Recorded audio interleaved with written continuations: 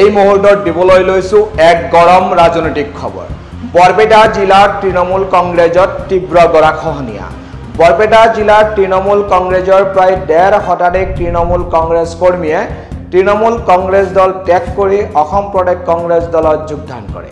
এই যোগদানে বৰপেটা লোকসভা সমষ্টিত তৃণমূল কংগ্ৰেছৰ প্ৰাৰ্থী আবুল কালাম আজাদলৈ নমাই আনিছে এক তীব্ৰ অনামিকা। তৃণমূল কংগ্ৰেছ প্ৰাৰ্থী আবুল কালাম আজাদে যে বৈতৰণি পাৰ হ'ব নোৱাৰে সেই কথা চিন্তা কৰিয়ে বৰপেটা লোকসভা সমষ্টি আৰু ধুবুৰী লোকসভা সমষ্টিৰ তৃণমূল কংগ্ৰেছ কৰ্মীসকলে ইতিমধ্যেই যোগদান কৰিছে অসম প্ৰদেশ কংগ্ৰেছ কমিটিত। আজি পূৰ্বৰ জনিয়া সমষ্টি আৰু বৰ্তমানৰ মন্দিয়া সমষ্টিৰ জনিয়াত এক কংগ্ৰেছৰ এক বিশাল নিৰ্বাচনী সভা অনুষ্ঠিত হয়।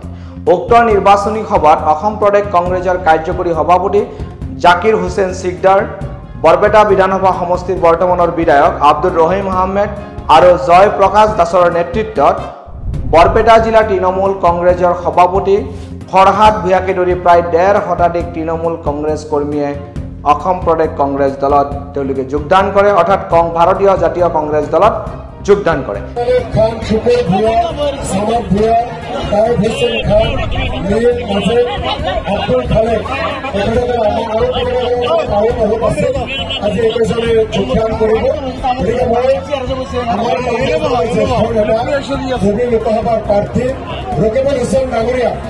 এখনে ফোলাম গামোচাৰে আমাৰ তৃণমূল কংগ্ৰেছৰ জিলা সভাপতি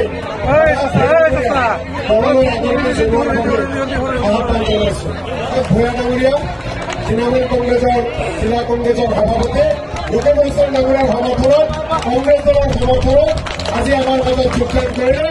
তেখেতৰ লগত যিসকল আছে তেখেতসকলক আমি মঞ্চলৈ আহিবলৈ অনুৰোধ জনাইছো। বৰপেটা জিলা তৃণমূল কংগ্ৰেছৰ সভাপতি ফৰহাদ ভূঞাই সিদিনা প্ৰায় 6 মাহ নাইবা 9 মাহমান আগতে তেখেতে তৃণমূল কংগ্ৰেছৰ বৰপেটা জিলা সভাপতি পদ অলংকৃত কৰিছিল আৰু অলংকৃত কৰাৰ ঠিক নিৰ্বাচনৰ এই মোমেণ্টাম পিৰিয়ডত একেবাৰে সংকীৰ্ণ পিৰিয়ডত তেখেতে আকৌ ভাৰতীয় জাতীয় কংগ্ৰেছ দলত যোগদান কৰিলে। আমাৰ প্ৰশ্ন, এই যোগদান আৰু পদত্যাগ এই ধাৰাটো অব্যাহত থাকিব নেকি, না এই পদত্যাগ আৰু যোগদানৰ অন্তৰালত কিবা মহৎ ৰাজনৈতিক উদ্দেশ্য লুকুৱাই আছে? ৰাইজে আপোনালোকে বিবেচনা কৰিব। বৰপেটা জিলাৰ তৃণমূল কংগ্ৰেছৰ সদ্য পদত্যাগী সভাপতি ফৰহাদ ভূঞাই ভাৰতীয় জাতীয় কংগ্ৰেছত যোগদান কৰিয়ে তেখেতে এটা শ্লোগান কৈছে যে ভাৰতবৰ্ষৰ সংবিধান সুৰক্ষাৰ স্বাৰ্থত, সংবিধান ৰক্ষাৰ স্বাৰ্থত তেখেতে ভাৰতীয় জাতীয় কংগ্ৰেছ দলত যোগদান কৰিছে। দেশৰ পৰা মোদী চৰকাৰ আৰু অসম ৰাজ্যৰ পৰা বিজেপি চৰকাৰ হটোৱাৰ কাৰণে, অৰ্থাৎ বিদায় দিয়াৰ কাৰণে তেখেতে ভাৰতীয় জাতীয় কংগ্ৰেছ দলত যোগদান কৰিছে। মই বৰপেটা জিলা তৃণমূল কংগ্ৰেছৰ সভাপতি আছিলোঁ আৰু বৰপেটা জিলা তৃণমূল কংগ্ৰেছৰ সাধাৰণ সম্পাদক এডমিনৰ পৰা আৰম্ভ কৰি কেইবাজনো সম্পাদক, কাৰ্যকৰী সদস্যকে আদি কৰি প্ৰায় মোৰ সমৰ্থক হোৱা আজি শতাধিক সমৰ্থক লৈ, দলীয় কৰ্মী আৰু সমৰ্থক লৈ আজি ভাৰতীয় জাতীয় কংগ্ৰেছ দলত যোগদান কৰিলোঁ। আৰু এইকাৰণে যোগদান কৰিলোঁ যে আজি ভাৰতবৰ্ষখন আপোনালোকে সকলোৱে জানে যে এই নিৰ্বাচন কেৱল নিৰ্বাচনে নহয়, এইখন এখন সংবিধান ৰক্ষাৰ যুঁজ। আমি সংবিধান ৰক্ষাৰ কাৰণে আমি সকলোৱে একগোট হ'ব লাগিব। ভাৰতবৰ্ষৰ যি পৰিস্থিতি, অসমৰ যি পৰিস্থিতি, এই পৰিস্থিতিৰ ওপৰত আমি দেখিছোঁ যে আমাক সকলোকে বিভিন্ন সমাজখনক ভাগ কৰা হৈছে, হিন্দু মুছলমান কৰা হৈছে, সকলো কাম কাজ সাম্প্ৰদায়িকতাৰ ভিত্তিত কৰা হৈ আছে। গতিকে আজি দেশৰ যি সংবিধান, সেই সংবিধানখন সুৰক্ষিত নহয়। গতিকে আমি সকলোৱে মিলি আমি সংবিধানখন সুৰক্ষিত কৰাৰ কাৰণে এই নিৰ্বাচনত আমি আগবাঢ়িব লাগিব। আৰু চাচা মামাৰ যি ৰাজনীতি, সেই ৰাজনীতি শেষ হ'ব লাগে, সাম্প্ৰদায়িক ৰাজনীতি শেষ হ'ব লাগে। তাৰপিছত মোদীৰ যি ৰাজ আছে, মোদী ৰাজটো বন্ধ হ'ব লাগে।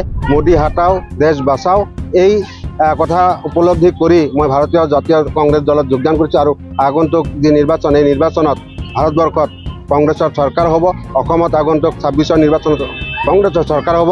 আৰু তেখেতে তাতোকৈ এটা আচৰিত কথা কৈছে তেখেতে এটা আচৰিত কথা কৈছে যে তৃণমূল কংগ্ৰেছ ৱেষ্ট বেংগল অৰ্থাৎ পশ্চিমবংগৰ কাৰণে ঠিকে আছে, কিন্তু অসমৰ পটভূমিত তৃণমূল কংগ্ৰেছৰ যিটো ভেটি একেবাৰে দুৰ্বল, গতিকে অসমৰ কাৰণে তৃণমূল কংগ্ৰেছ সিমান এটা সঠিক নহ'ব বুলি তেখেতে কিন্তু স্বীকাৰোক্তি কৰিছে। তৃণমূল কংগ্ৰেছ কেৱল ৱেষ্ট বেংগলৰ কাৰণে ঠিক আছে, কিন্তু বাকী কোনো ৰাজ্যতে তেওঁলোকৰ তেনেকুৱা কোনো প্ৰভাৱ নাই। অসমত যি তৃণমূল কংগ্ৰেছৰ কাম কাজ চলি আছে, তেওঁলোকৰ এই কাম কাজে অসমত তেনেকুৱা কোনো ধৰণৰ জনপ্ৰিয়তা নাই। গতিকে এতিয়া সমাগত যে সংবিধান ৰক্ষা কৰিব লাগে, আমি সেইকাৰণে আমি ভাৰতীয় জাতীয় কংগ্ৰেছ দলত যোগদান কৰিছোঁ, তৃণমূল কংগ্ৰেছৰ পৰা আমি আঁতৰি আহিছোঁ। তো ৰাইজে আপোনালোকৰ অভিমত জনাব পাৰিব আৰু সদ্য পদত্যাগী তৃণমূল কংগ্ৰেছৰ বৰপেটা জিলাৰ সভাপতি ফৰহাদ ভূঞাৰ অভিমতৰ লগত আপোনালোকে কিমান দূৰ সহমত সেই কথা আপোনালোকে কমেণ্ট যোগে জনাব পাৰিব। আপোনালোকে চাই আছিলে আপোনালোকৰ প্ৰিয় চেনেল দ্য ৰিয়েল ফেক্ট। ধন্যবাদ।